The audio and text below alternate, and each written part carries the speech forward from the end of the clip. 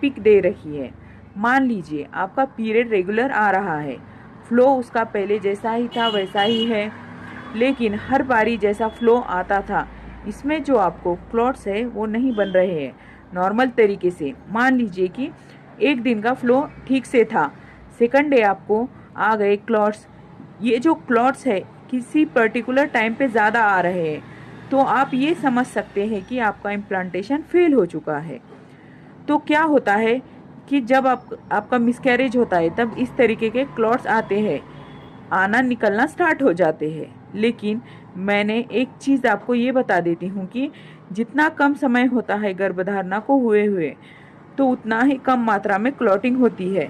मान लीजिए किसी महिला को 2 महीने की गर्भधारणा हुई है और उसके बाद उसका जो गर्भ है वो खराब हुआ है, उनको क्लॉटिंग जो है वो बहुत हेवी होती है और भारी मात्रा में होती है।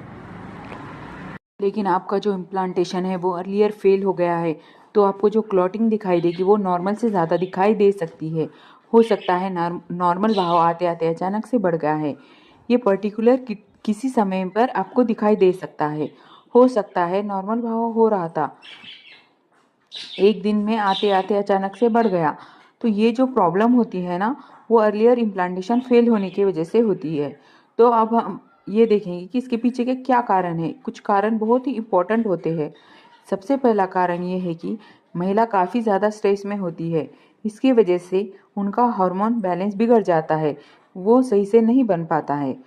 दूसरा कारण ये है कि अगर आपको डायबिटीज़ है या थायराइड की प्रॉब्लम है या आपके यूटेरस में किसी तरह की परेशानी